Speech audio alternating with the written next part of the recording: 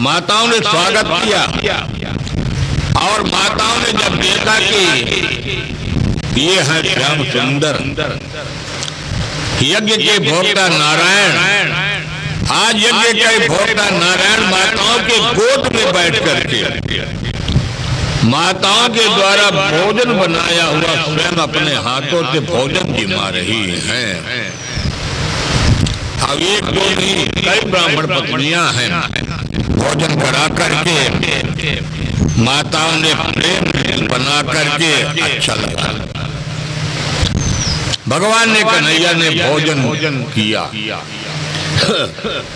और जो माताएं कमरे के अंदर पैक है वहां भी भगवान ने भोग लगाया, क्योंकि उनका मन तो प्रभु के चरणों में है। शरीर सिर्फ कमरे में पैक है।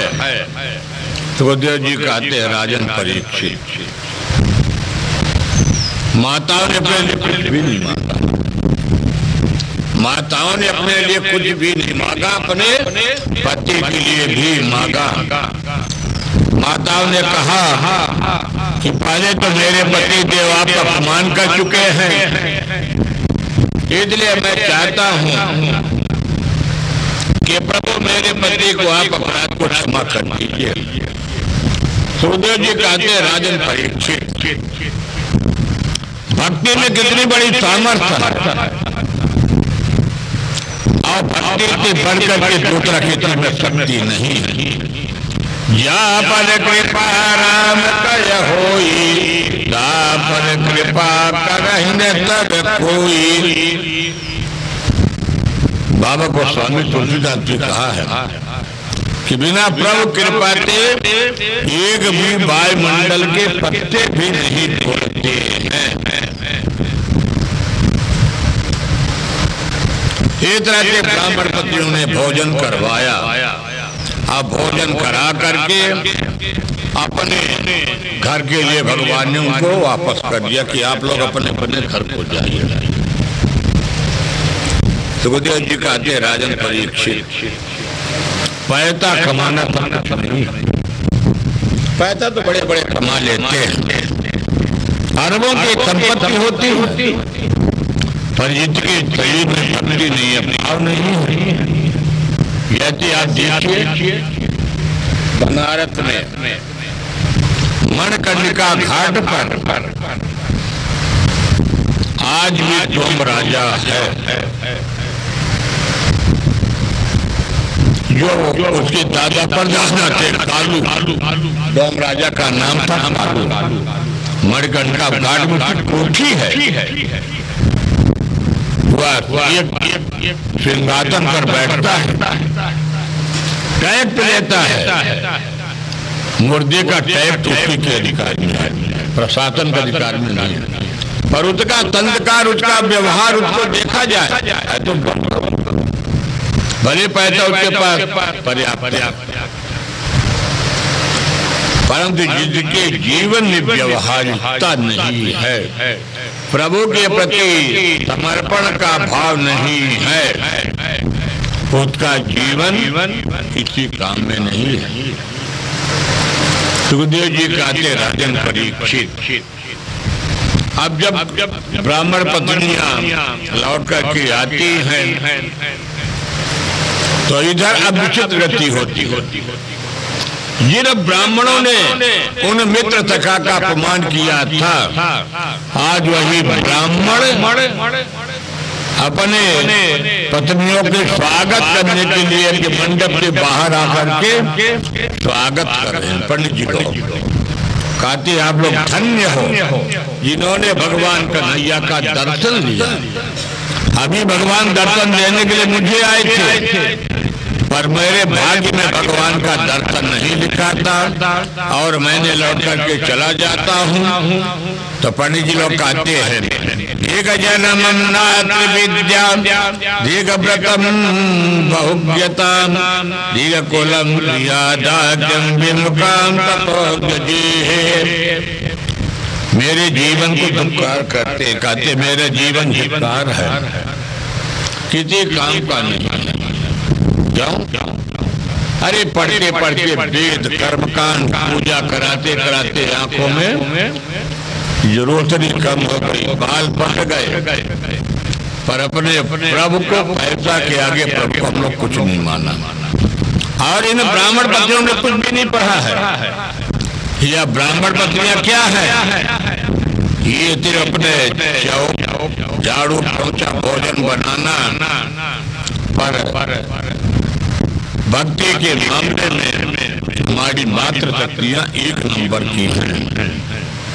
इसलिए हमारा शास्त्र भी कहता है धर्म कौन है? धर्म की माता मूर्ति माताएं हैं। सुखदेव जी कहते राजन परीक्षित, इस तरह जीवन में सबसे बड़ी चीज है भक्ति, जीवन में सबसे बड़ा प्रेम।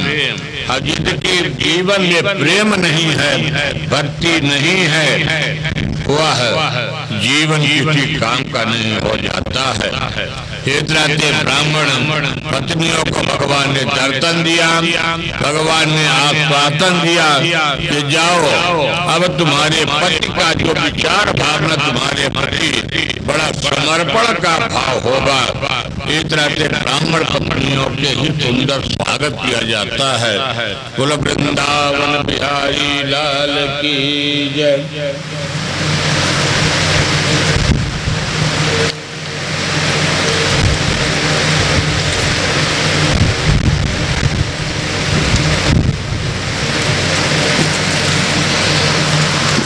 आइए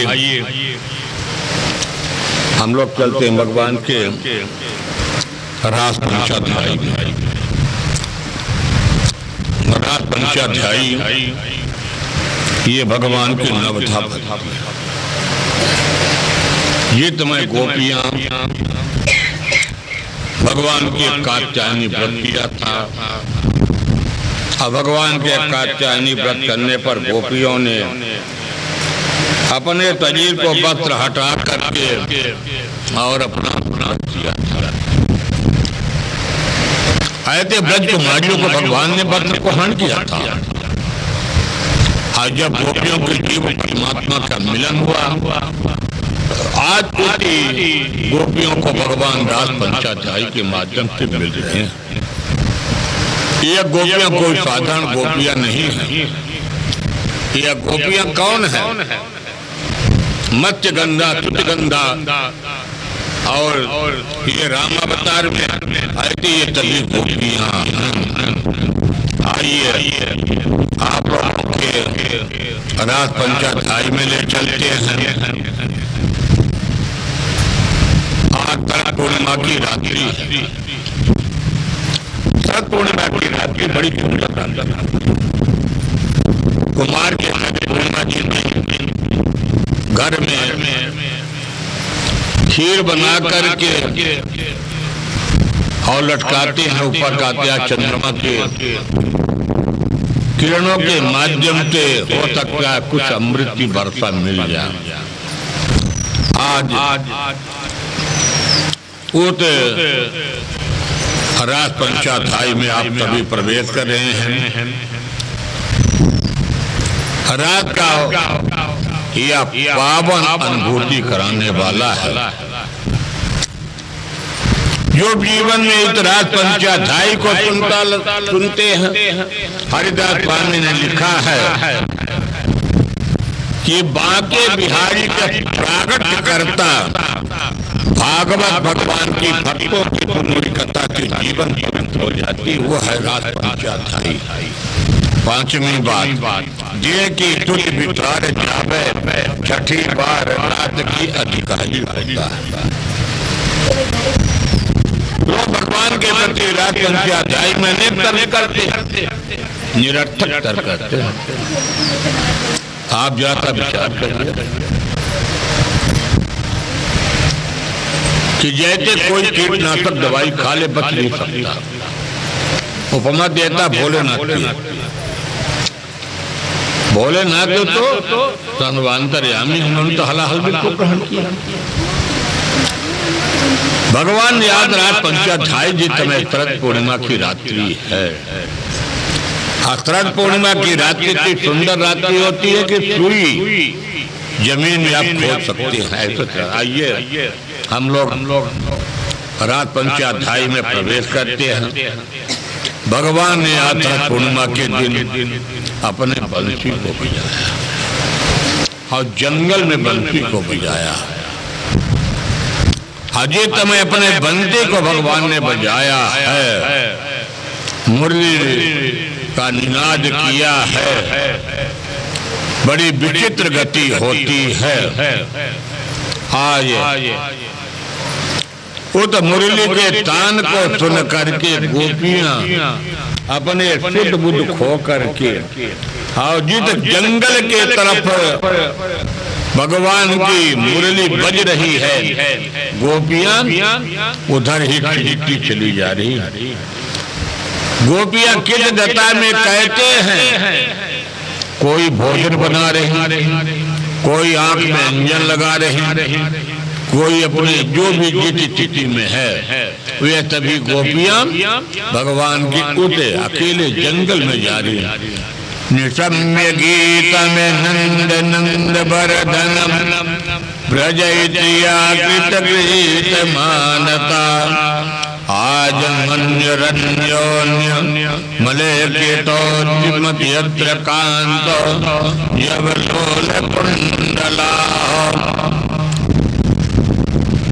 गोपियां जा रही, एक नहीं ब्रजमंडल के 84 कोट की गोपियां खिंची हुई चली जा रही हैं, अभी ना डर के जा रही हैं।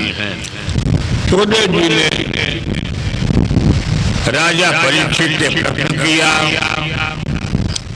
कृतम विदो पराकांतम न तो ब्रह्मतयामुने गुण प्रवाहो पद्मतासां गुणदियांत कथया। सुखदेव जी कहते, राजन परीक्षित, गोपियों को प्रेम को देखो, गोपियों की अनुरक्ति को देखो कि गोपी अपने कांत के प्रति जारी, अपने प्रियतम को त्याग दी, अपने बच्चों को कुछ नहीं माना, बच्चों को भोजन करा रही है, बच्चों को छोड़ देती है।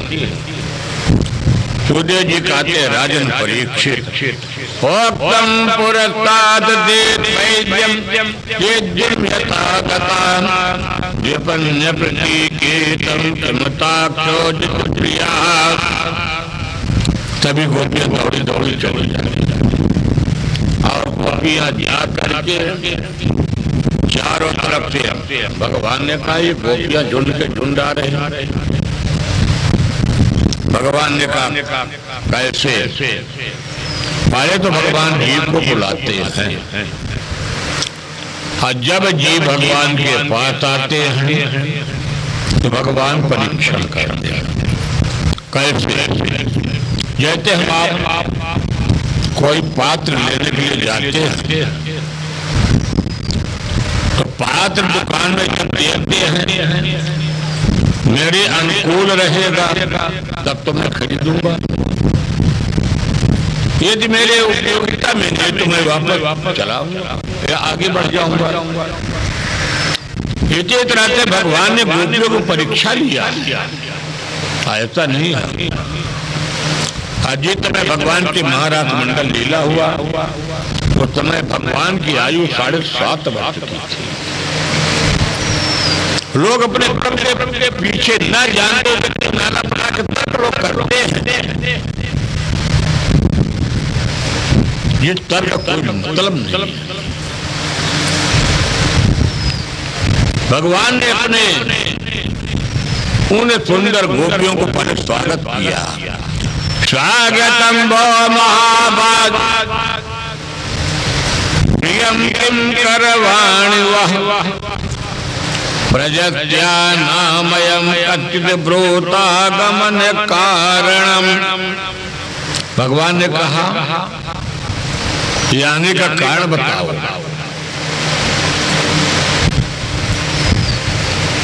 भाई क्यों आयो? गोपियों ने कहा, ये देखिए भगवान इनकी हाल है,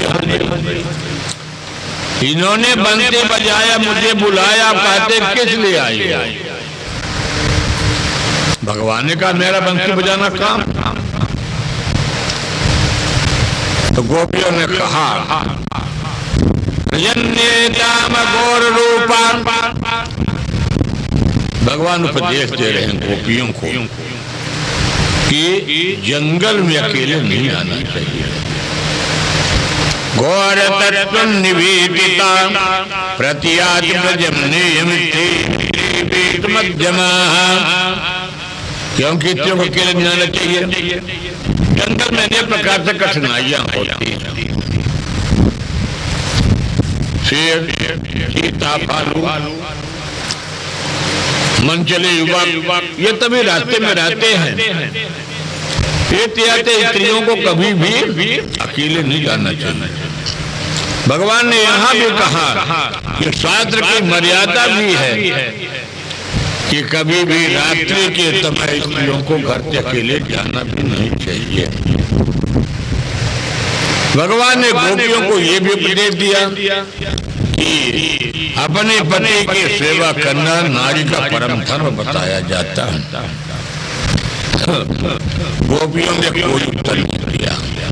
कहा ये तो बड़े विचित्र कन्हैया, इतने वर्षों तक मुझे तपस्या कराया, आज महाराज मंडल लीला के दर्शन करने के लिए हम लोग बैठे हैं। अब भगवान ने नाना प्रकार के तर्क करे। सुखदेव जी राजा परीक्षित के तर्कों का पूरा समाधान कर देता। सुखदेव जी कहते राजन परीक्षित, पहले जीव परमात्मा पहले जीव को बुलाता है, और जब जीव परमात्मा के सानिध्य में आता है तब भगवान उसकी परीक्षण करते हैं। पीट करके, ठोक करके, जैसे मिट्टी का घड़ा लिया जाएगा गर्मी में, अभी गांव में लिया जाता है, तो उसको पीछे की तरफ बजाया जाता है कि कहीं ये कच्चा तो नहीं है।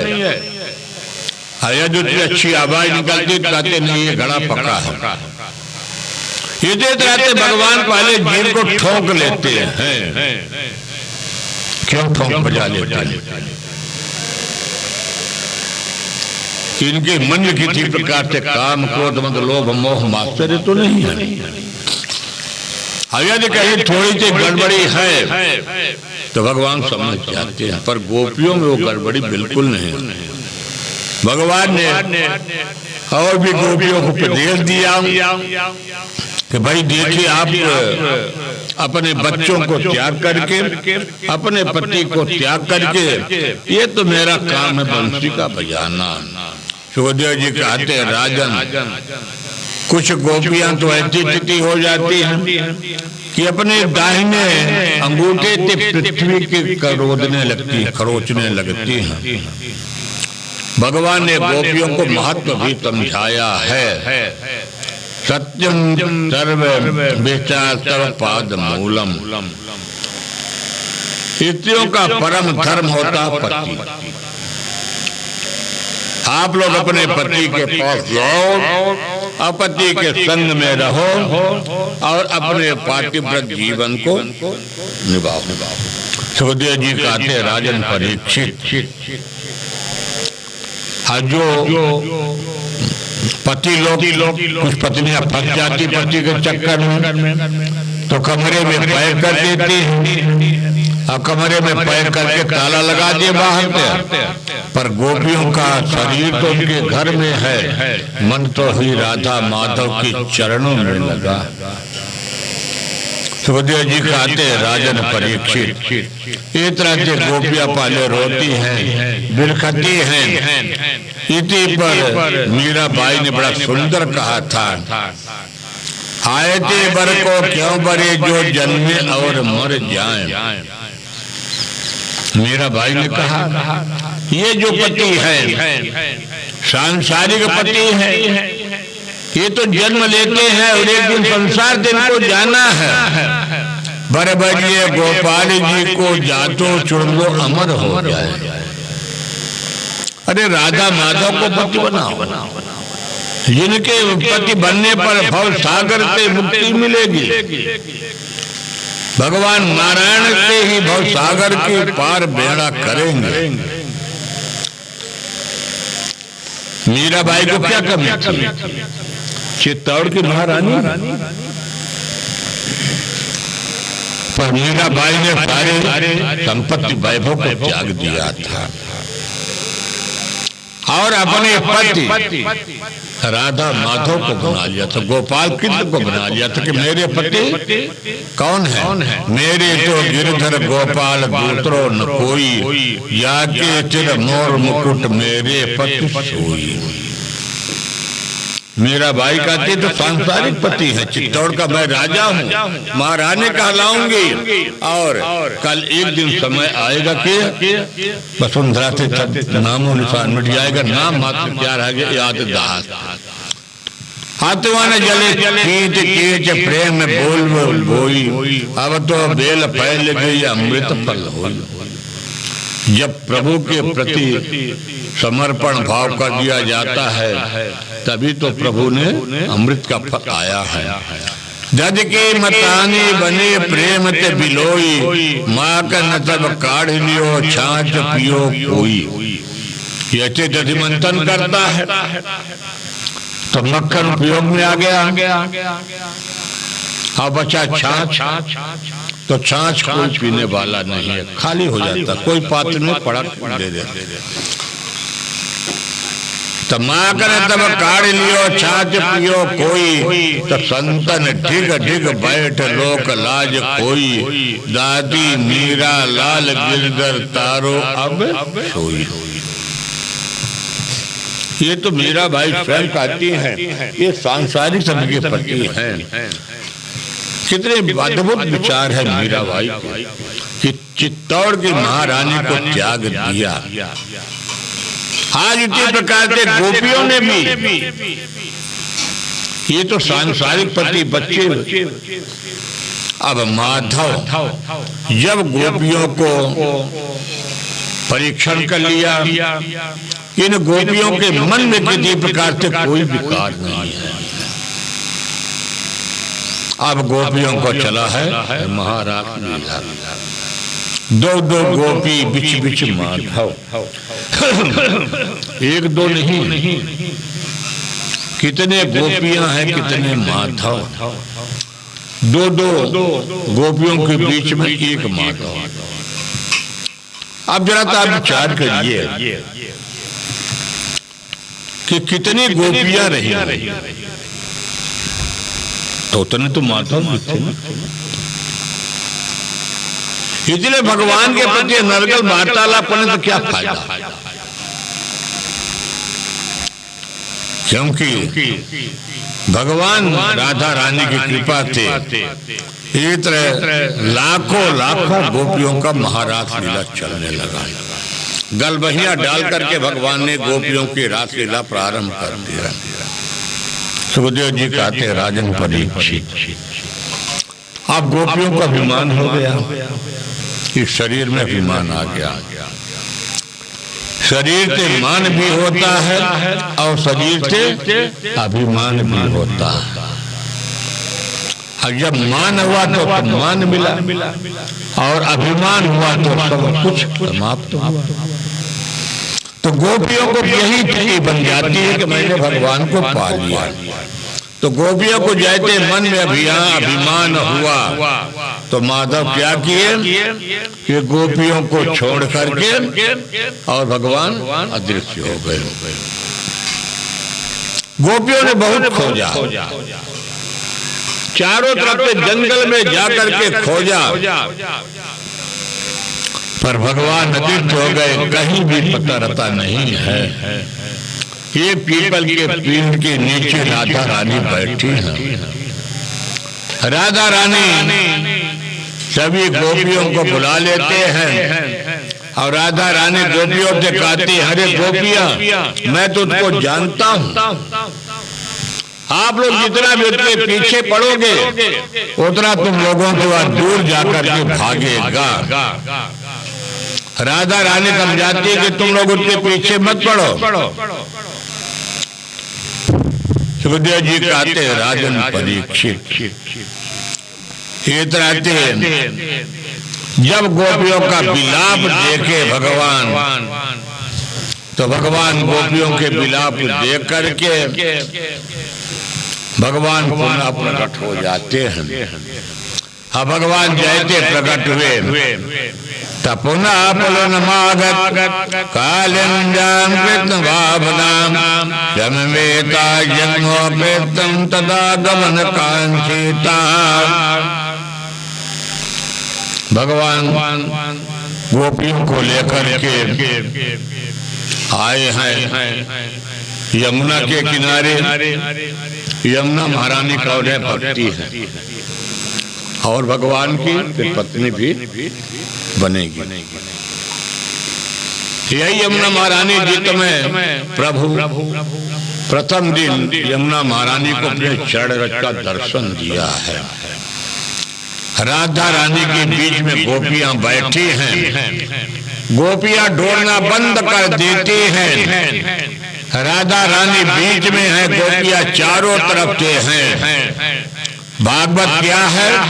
भागवत भक्ति का अनुष्ठान है और गोपियों ने इस बात गोविंद दर्शन करने की इच्छा थी।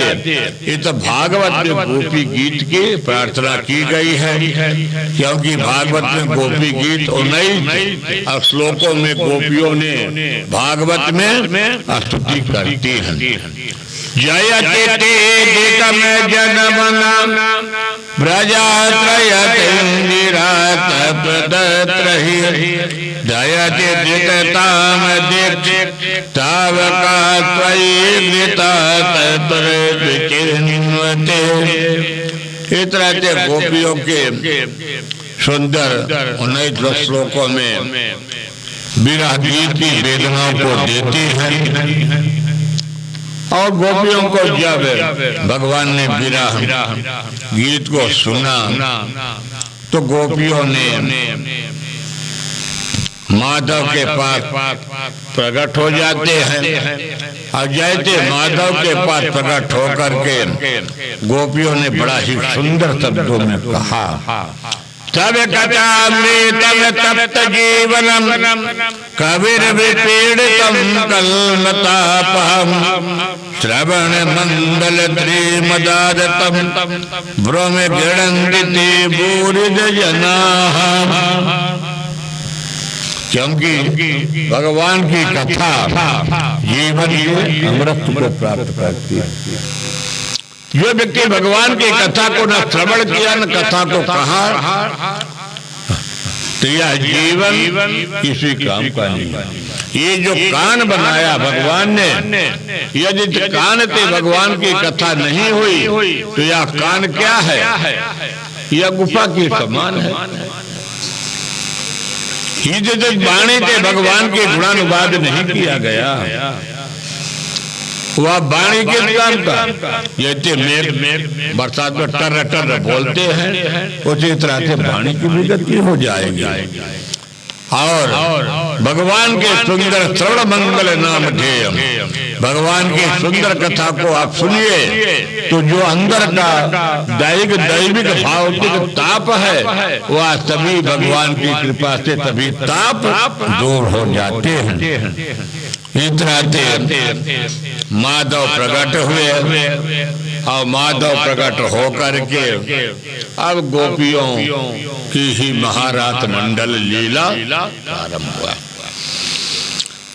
काबदेव भगवान के ऊपर अपने खूब प्रहार किए। भगवान नारायण कहते कामदेव जितने पास तुम्हारे पास अस्त्र शस्त्र हो आज खूब प्रकट कर लो, मेरे मन में कोई विकार उत्पन्न कर लो जितना करना हो। जब शिवती पर नयन उतारा भगवान ने कामदेव को माफ कर दिया, पर भगवान के तीसरे न शिव के तीसरे नयन से कामदेव खत्म हो गए थे। इस तरह भगवान ने सुखदेव जी कहते हैं प्रभु अब भगवान ने महारात मंडल लीला प्रारंभ किया। राधा नाचे कृष्ण नाचे नाचे गोपी जन मन मेरो बन गयो तकीरे पावन वृंदावन।